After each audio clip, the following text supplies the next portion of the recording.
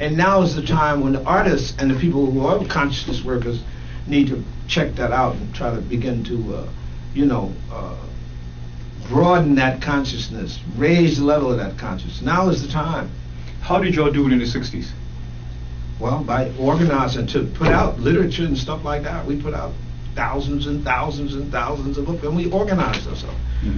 Organized groups of artists, organized groups of working people and middle class people to do political action, and that political action impinged upon cultural activity. You have to do it again.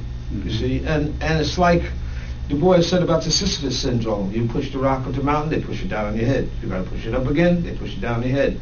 You just have to keep pushing it up. Now, if you get tired, somebody else gonna have to do it. You see, but it's gonna have to be done. You see, and it will be done. One of the paradoxes is you're known not just as a poet and a writer, but as a black poet or an Afro-American poet and an Afro-American writer.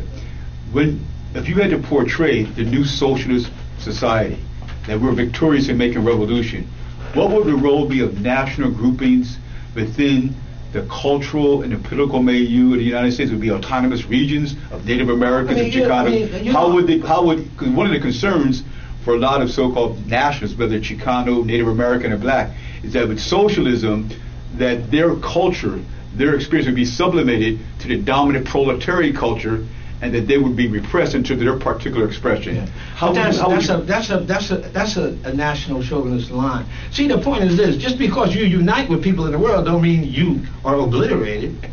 It means your culture will be celebrated even more. You see, the point is this: you could be a black nationalist. How much is your culture celebrated in the United States? Zero.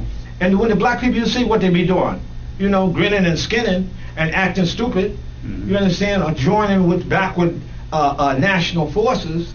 The question is, if the people, led by working people and the revolutionaries, can actually seize control of the culture, then that culture becomes stronger than ever. You see, the amalgam of cultures is what we want. The amalgam of cultures, because every nation has two cultures: the culture of the ruling class and the culture of those that are ruled. You see, we want the culture of those that is ruled, the historic culture, the strong, the socialist origins of that culture, because all cultures have a socialist origin going back to the beginning of the world. That's true. You see what I mean? But it has to be raised to the level of this technology and industry and economic development, to the level of these productive forces. And you will never have a complete expression of the various nationalities until you get socialism.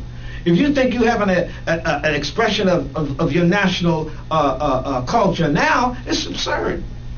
Eddie Murphy laying up there with himself as a big fat woman is not an expression of the Afro-American culture.